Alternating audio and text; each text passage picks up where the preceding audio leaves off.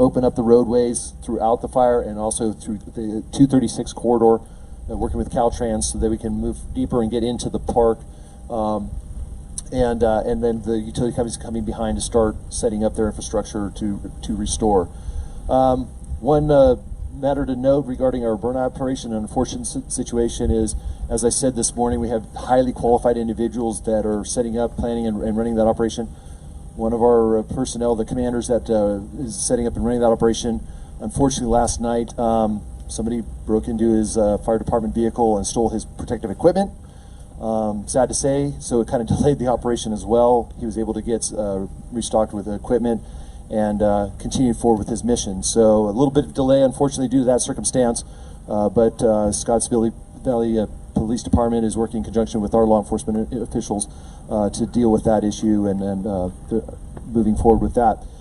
Aircraft, unfortunately, due to the weather today, couldn't really get a lot of hours of flying. So as I've been saying in previous days, we've been able to max out our aircraft, drop a lot of water. Today wasn't as successful, unfortunately, because we just could not fly the aircraft due to the weather. As soon as we had the small window of opportunity, we did, and we were only able to drop about 10,000 gallons of water. Still not bad, but in order to support our ground troops, we just couldn't do the maximum effort that we've been seeing the past few days. That's just part of the job and the nature of the job that we have to be able to bounce back from that.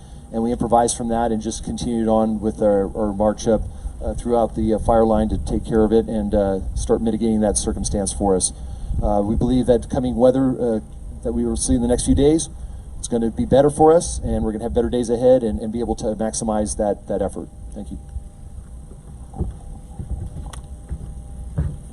Speaking next from the Santa Cruz County Sheriff's Office is Chief Deputy Chris Clark.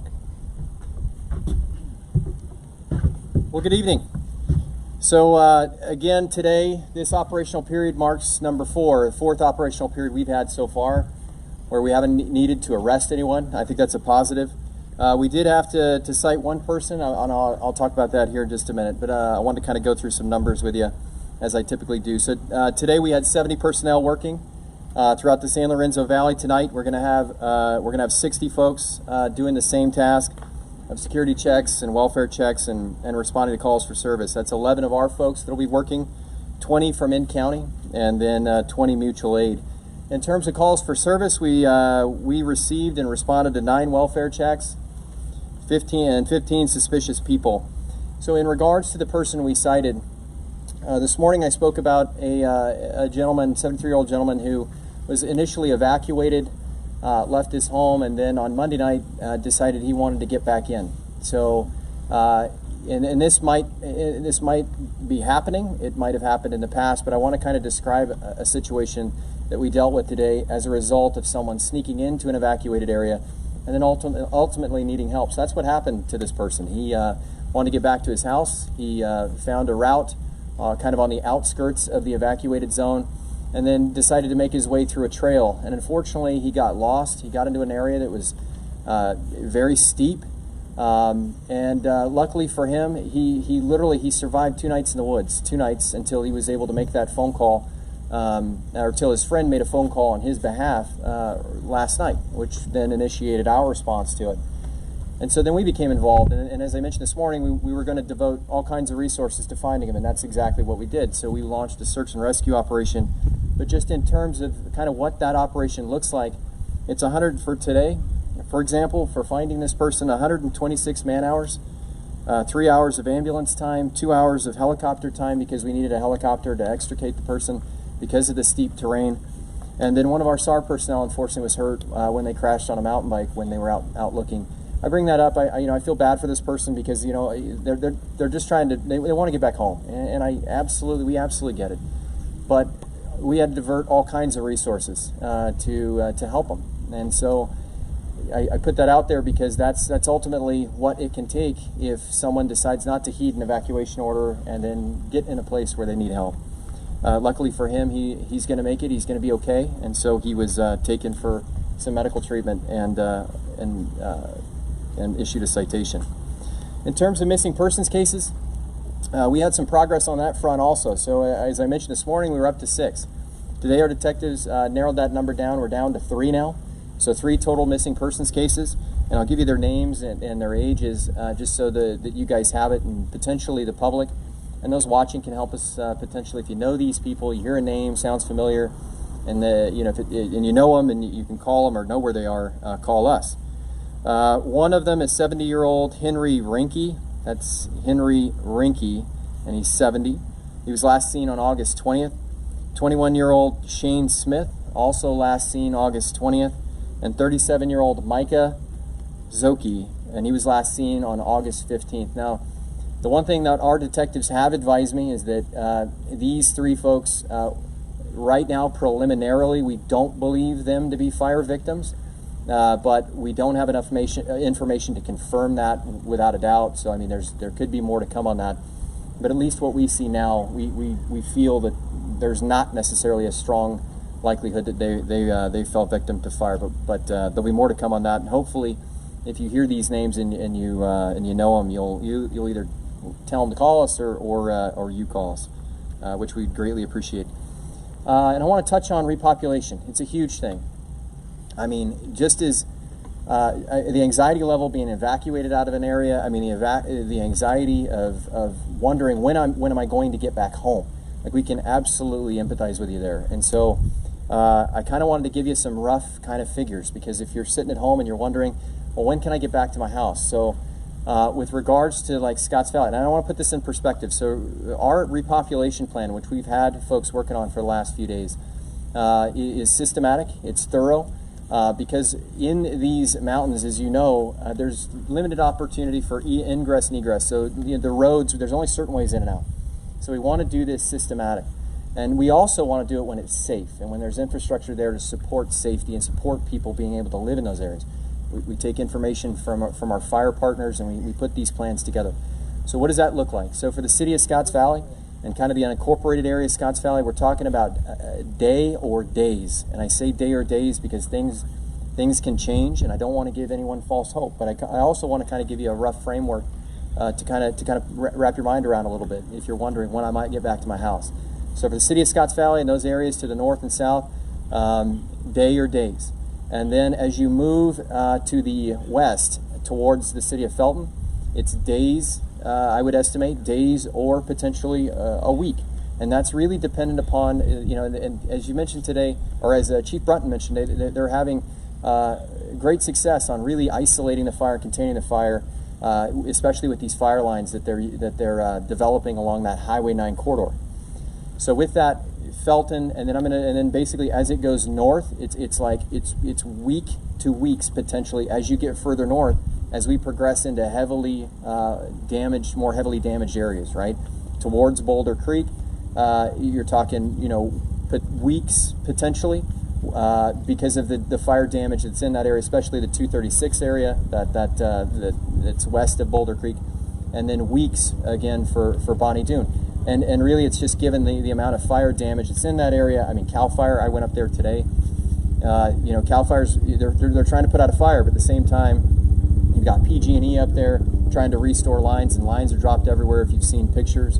And then, there were tree services today up there marking trees and trying to fell trees to make the roads a little more passable. But there's a lot of road work to be done. And then there's a lot of road work to be done on the north coast and in the Swanton Last Chance area. A lot of work to be done up there. So that's kind of a rough framework of kind of what that repopulation plan looks like, and a rough sort of idea of when I might be able to get back home.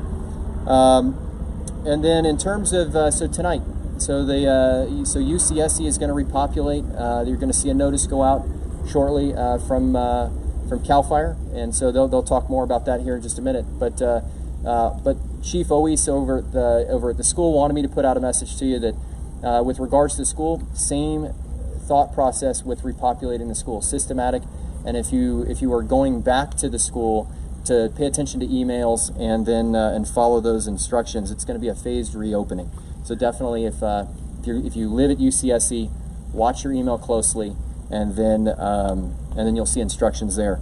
So with regards to the repopulation, I want to put this out there also because it's really important on two levels. One, CAL FIRE's done a great job of putting together a map, an interactive map. We used it when we evacuated people. And so there's a website that you can go to on our Facebook page. We're going to put this website out there. You can also find the website to this evacuation map, and we're going to use it in the reverse for repopulation. If you go to CAL FIRE's website and you find the incident fact sheet for this fire, you'll find a link to this map. And essentially what it looks like right now is red. The evacuated area looks red. But you got to zoom in. You zoom in to where your street is, where your address is. It'll go to that granular level on that map. You find your street, you'll find a zone. Now that zone's important. It's important for a couple of reasons. One is that those zones are how we evacuate people out of areas if there's fire. That's what we did when we first started launching evacuations. But that's how you would know whether or not, and we're going to tell you. So there's going to be a lot of information coming with regards to letting you know when you can go back home. But to be specific, you go to that website after this briefing. You'll see the zone that UCSC is in. If you zoomed in, it's going to turn green, and so that's the differentiation there. Red zones meaning you can't get back to, green meaning you can. So pay attention to that map. You can find it again at our Facebook page, and you can also find it at CAL FIRE's website on the incident fact sheet. And then lastly, I just want to touch on, I've heard the comment, well, if things reopen, is it going to be a foot race between me and someone potentially wanting to break into my house?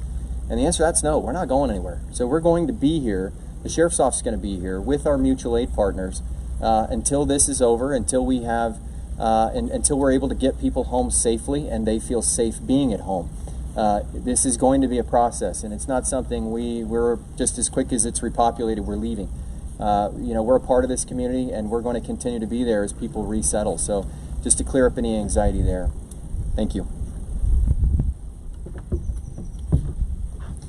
Speaking next on behalf of all the Unified Incident Commanders is CAL FIRE Incident Management Team 3 IC Billy C.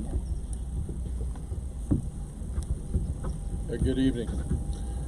Obviously, today was a good day. We've increased our containment from 19 to 21%. We've also increased the personnel numbers by almost 300 personnel.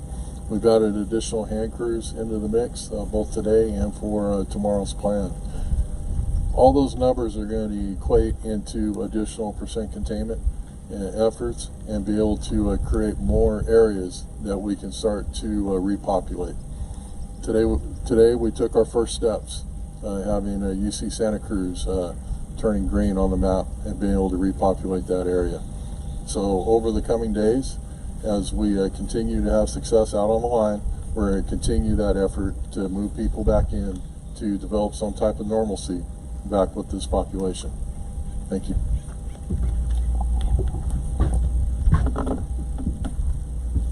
And our final speaker, the CAL FIRE San Mateo Santa Cruz Unit Chief Ian Larkin.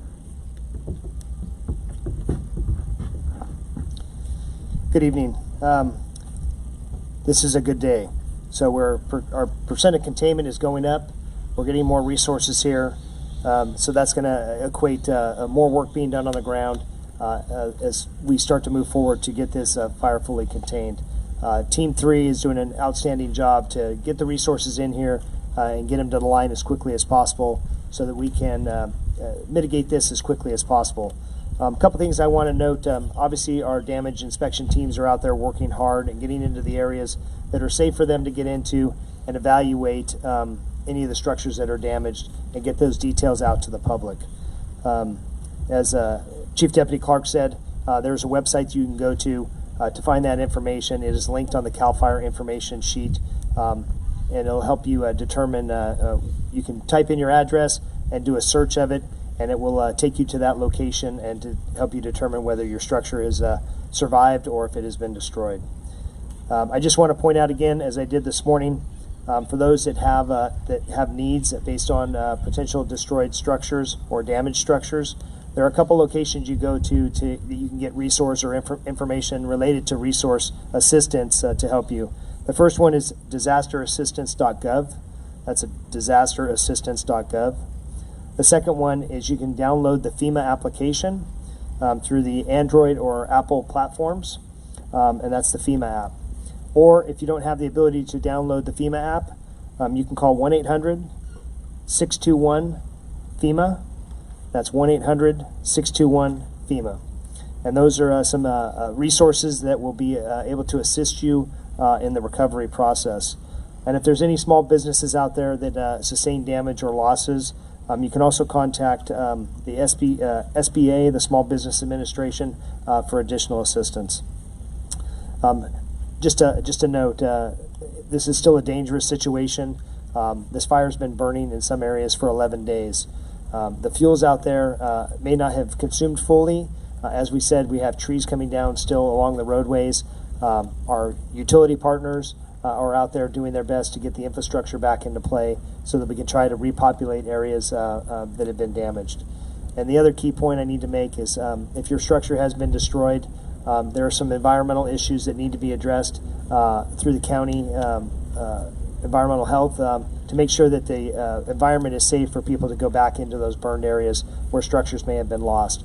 There are a lot of household items that are used within our homes that can be contaminating the area around, so they may need to isolate and clean up that site a little bit before it can actually be repopulated. So we're doing the best we can as quickly as we can with the resources we have available.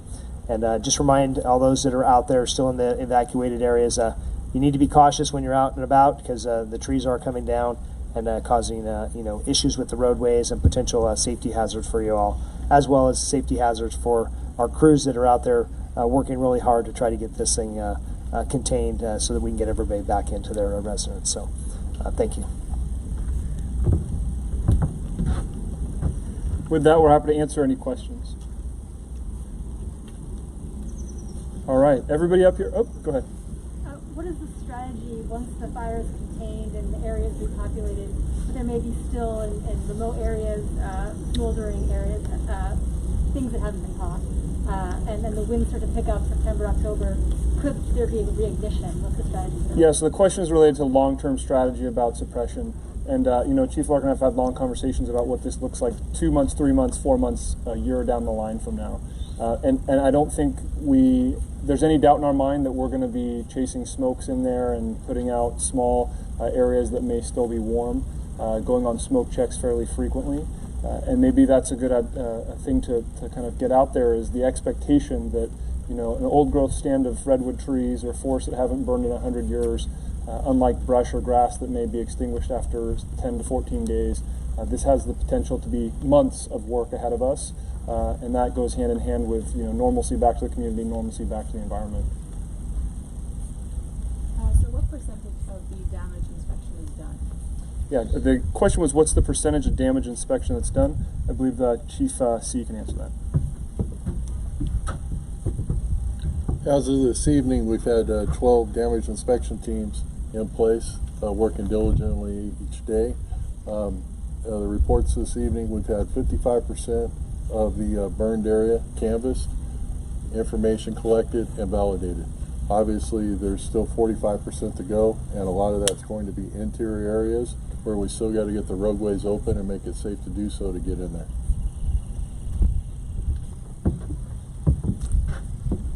Any other questions? Yeah. I saw on your Twitter that the evacuation order listed in UC Santa Cruz. So you're referring to the evacuation order being lifted at UC Santa Cruz, is that correct? Yeah. Okay. So the question was, have the orders been lifted? And I can pass that over to Chief Deputy Clark to answer. So the answer is yes. So for UCSC, the evacuation order has been lifted. As I mentioned, they're in talking to Chief Ois over at UCSC. If you live on campus, pay attention to your email. There's going to be specific instructions with regards to a phased approach at repopulating the school. Where did the latest containment come from, or what portion of the fire? Yeah, the question was, where did the latest containment today come from, and what portion of the fire? And Chief Brunton could answer that. Actually, with today's containment, we had a couple areas that we felt that met the containment criteria. One of which is on the southern end. We were talking about UC Santa Cruz being repopulated and any potential threat to the city of Santa Cruz. And so we felt that down in where I've mentioned before, that was a good spot to put some containment. And I think you'll see that grow over the coming days. That's the area that we'll see containment. We also had some more up on the coast. This map doesn't completely indicate that, but tomorrow's map will certainly show that blackened area on the map. All right, everyone up here is available for questions after this press conference is over. We will reconvene here tomorrow morning at 6 a.m. for another press conference. Thanks for joining us. This concludes the conference.